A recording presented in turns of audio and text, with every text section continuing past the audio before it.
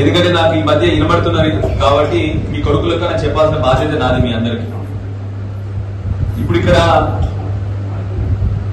Pension వచ్చిన వాళ్ళు ఎవరు ఉన్నారా? పెన్షన్ బీడీ పెన్షన్ కానీ పెద్ద మనుషుల పెన్షన్ కానీ ఒకసారి చేస్తున్నామా? చాలా మంది ఉన్నారు. Very good. అంటే దగ్గర మీకు 9-10 ఏళ్ళు కేసీఆర్ వచ్చినప్పటి నుంచి వస్తున్నాయి పెన్షన్. ఎక్కడికి వస్తుంది పెన్షన్ పైసలు? టంగు మరి బ్యాంకుకి వస్తాయా లేదా?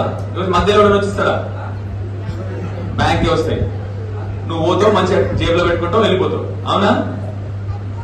రైతు బంధు వచ్చిన ఉన్నారు ఎవరైనా? రైతు బంధు చేతులు ఎత్తుండ్రే గట్టిగా బాబు. రైట్, చేతులు. నీ రైతు బంధు పైసలు ఎక్కడికి వస్తాయి? బ్యాంకులకు వస్తాయి కదా. డైరెక్ట్ నీ బ్యాంకులకు వస్తాయి. టింగు మన సపోర్ట్ వస్తుంది నీ ఫోన్ లా. నువ్వు పోతావు, జేబులో పెట్టుకుంటావు, పోతావు. కళ్యాణ లక్ష్మి వచ్చిన ఉన్నారు ఎవరైనా? కళ్యాణ లక్ష్మి చెక్ వచ్చిన వాళ్ళు ఉన్నారు ఎవరైనా? కళ్యాణ లక్ష్మి వచ్చింది కదా బేట, నీకు చెక్ వచ్చింది, నీ పేరు వచ్చింది కదా బేట. వచ్చింది, పోయినావు, పైసలు తీసుకున్నావు, అయిపోయింది. ఎందుకు చెప్తున్నా ఈ ముచ్చట అంటే, ఇప్పుడు రైతు బంధుకి ఎన్నిసార్లు వచ్చింది? కేసీఆర్ 11 సార్లు ఇచ్చింది రైతు బంధు. ఎవరికైనా రూపాయలు ఇచ్చినావు? ఇయలే కదా. రూపాయి అవసరం రాలేదు. ఎందుకు? డైరెక్ట్ ఇది బ్యాంకులకు వచ్చింది. మా అమ్మలకు 10 సంవత్సరాలు పెన్షన్ వచ్చింది. ఎవరికైనా పోయి అప్లికేషన్ పెట్టుకొని చేయి దాకినా ఎవరికన్నా? లేదు. ఎవరికైనా రూపాయి ఇవ్వాల్సి వచ్చిందా? లేదు. అది కేసీఆర్ గారు చేసిన గొప్ప పని. ఎవరికి అర్థం కాలేదు. కేసీఆర్ ఏం చేసిండు?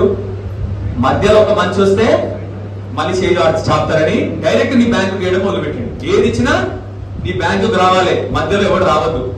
ఈ మధ్య నాకు షికాయత్ వస్తుంది మళ్ళీ. ఇందిరం మిల్లుకు ఒక రేట్ అట, దాని పేరు ఇంకోటి మన రేషన్ కార్డుకు ఒక రేట్ అట. మీ కొడుకుని దండం పెట్టి కోరుతా ఉన్నా, ఇది రానియకండి. ఎవరికి రూపాయి ఇవ్వాల్సిన అవసరం లేదు. అర్థమైందా? అది మన హక్కు. మీకు ధర్మంగా వచ్చేది. మీకు రూపాయి ఎవడైనా అడిగితే, ఎవడైనా రూపాయి అడిగినా ఈ ముచ్చట మంచిగా రోగం ఉండదు మన ఇంట్లో.